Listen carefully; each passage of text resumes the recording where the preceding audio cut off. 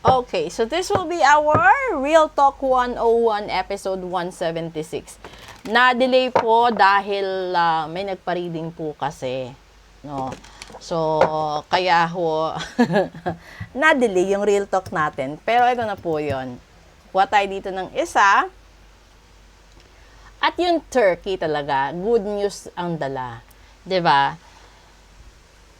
Pinakamahal ito sa handaan ng Pasko. You may soon receive an important but very unexpected gift. Accept this with deep respect, and someone has sacrificed a lot to help you open doors and grow. A lot of things will change for the better. Ito yon, no? Kung ihahalin tulad natin sa nagparitual, no? Matatanggap mo yung good news at lahat ng sakripisyo ay mapapalitan ng kasaganaan, kaginhawaan. Alam nyo yung, di ba, kapag nagtanim tayo sa isang farm, kalimitan, hindi naman lahat ng buto na itatanim natin ay tutubo.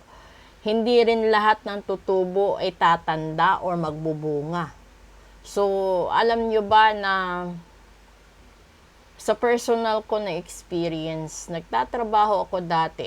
Real talk ito namumulot ako ng buto or bunga ng foxtail. Kasi mahal yung foxtail na puno eh. Kahit yung maliliit niya mahal. So yung ginagawa ko, kumuha na lang ako ng marami kasing nahuhulog na bunga. 'Di ba? Sayang naman. So sabi ko sa guard, meron ka bang plastic bag? Sabi, bakit po ma'am? Pahingi guard ng plastic bag. Tapos, tinignan ako ng guard.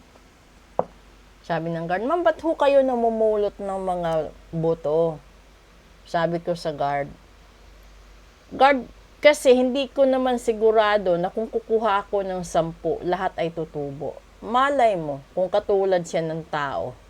Sa dinami-dami ng tao sa mundo, or sasabihin na natin, sa larangan ng adolescent, di ba, real talk, gusto nating magkaroon ng sariling pamilya at magkaroon ng sariling anak. So, kung ihahalin tulad natin ito sa buto ng foxtail, sabi ko sa guard, hindi ko naman sigurado guard kung kung doon sa 10 na kukunin ko, may tutubo. Kasi malay natin, baog din po yung 10. So, para sigurado, pinulot ko mga tatlong plastic ng buto ay bunga. Ngayon, yung ginawa ko, syempre, yung process ng pagtatanim, patuyuin mo, ilagay mo muna doon sa mga maliliit na pots, and then kapag nagkaroon na ng ugat, tsaka mo i-transfer. 'Di ba? So, talaga, it was a year later, sa dinami ng itinanim ko, 3 lang ang nagtagal. O, di ba? Sa 3 plastic bag, isipin mo sa 3 plastic bag, 3 lang ang nasa backyard namin ngayon. So, yung foxtail na yan, that was 15 years ago. So, kasing edad halos, o mas matanda pa siya sa anak ko. Ngayon, ito na yon. Yung good news na ito, hindi lahat bubuhos sa isang bagsakan lang. Posible na kapag ginawa mo or inaksyonan mo lahat ng problema mo ngayon, no?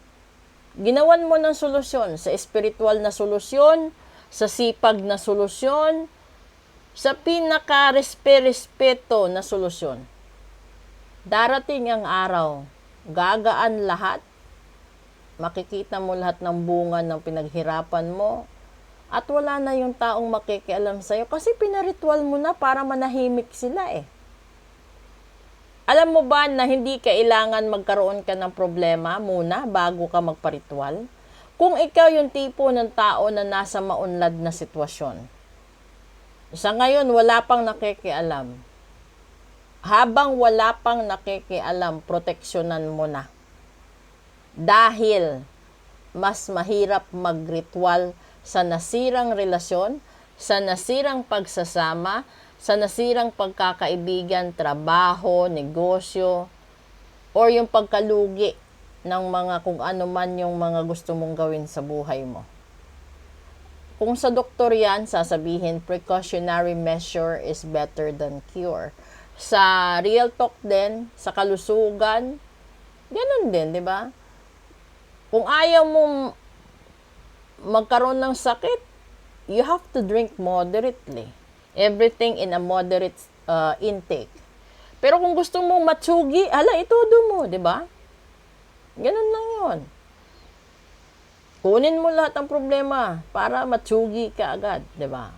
Basta bago ka mag-decide na matsugi, i-prepare mo na yung kabaong mo, paglilibingan mo, at saka yung mga kape at tinapay, para naman hindi ka maging pabigat sa pamilya mo hanggang sa huling hantungan.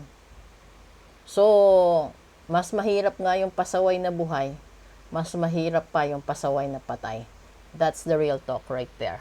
So, kung gusto mong makatanggap ng good news, kapag sinabi ni Phoenix Heart sa'yo na yun yung gawin mo, makinig ka. Dahil hindi ho si Phoenix Heart katulad lang ng natural na reader. Hindi ho si Phoenix Heart simpleng manggagamot. So, kapag dumaan ako sa FYP mo, ibig sabihin there is a special message or there is a special energy na kailangan mong ayusin.